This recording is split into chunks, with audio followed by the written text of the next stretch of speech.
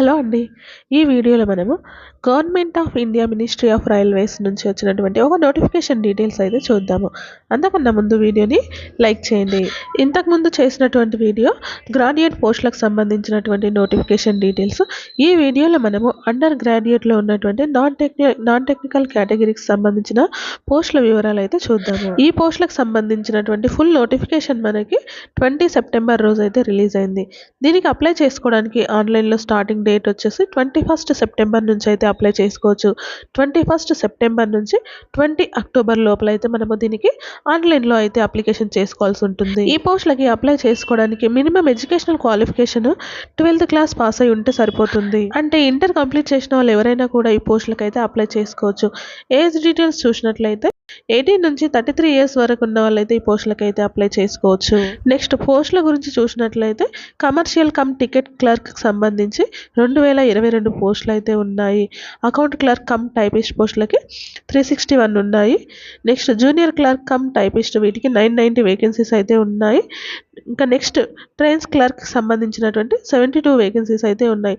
Total under గ్రాడ్యుయేట్లో మనకి 3445 vacancies అయితే fill చేస్తున్నారు. ఇందులో కమర్షియల్ కమ్ టికెట్ క్లర్క్ ఈ పోస్టులకు వచ్చేసి స్టార్టింగ్ బేసిక్ శాలరీ వచ్చేసి 21,700 అయితే పే చేశారు. మిగతా అన్ని పోస్టులకి 19,900 అనేది బేసిక్ పే అయితే ఉంటుంది. ఈ పోస్టులకి ఆల్ ఇండియా సిటిజన్స్ ఎవరైనా కూడా అప్లై చేసుకోవచ్చు.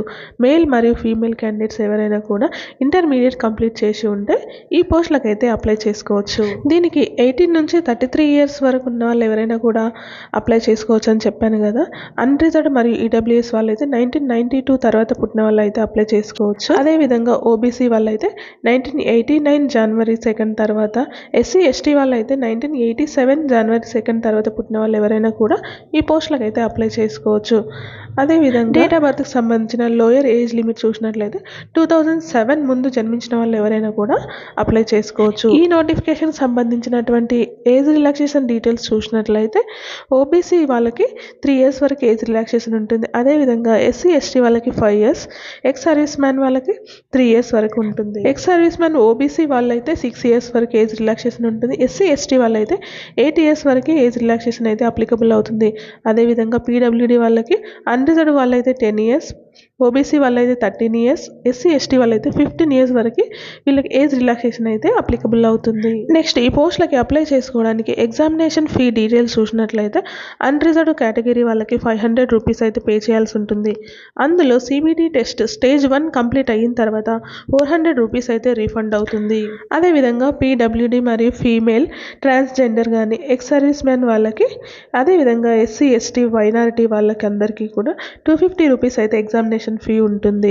వీరికి కూడా సిబిటి టెస్ట్ స్టేజ్ 1 కంప్లీట్ అయిన తర్వాత 250 రూపీస్ కూడా రీఫండ్ అనేది అవుతుంది.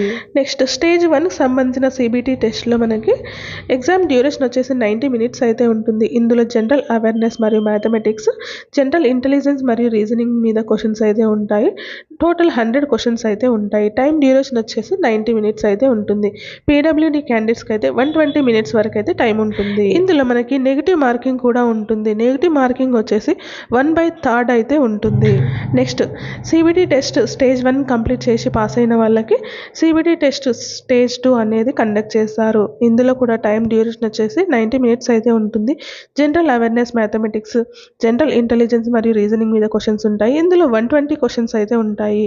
ఇందులో కూడా పీడబ్ల్యూడీ వాళ్ళకి 120 మినిట్స్ అయితే టైం ఇస్తారు. నెక్స్ట్ స్టేజ్ 1, స్టేజ్ 2 సిబిటి టెస్ట్లు కంప్లీట్ చేసి క్వాలిఫై అయిన వారికి టైపింగ్ స్కిల్ టెస్ట్ అనేది నిర్వహిస్తారు.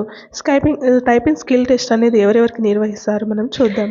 టైపింగ్ స్కిల్ టెస్ట్ అనేది అకౌంట్స్ క్లర్క్ కమ్ టైపిస్ట్ ఈ పోస్టులు సెలెక్ట్ చేసుకున్న వారికి, లేదా జూనియర్ క్లర్క్ కమ్ టైపిస్ట్ ఈ 2 పోస్టులు సెలెక్ట్ చేసుకున్న వారికి ఎవరికైనా కూడా ఈ టైపింగ్ స్కిల్ టెస్ట్ అనేది నిర్వహిస్తారు.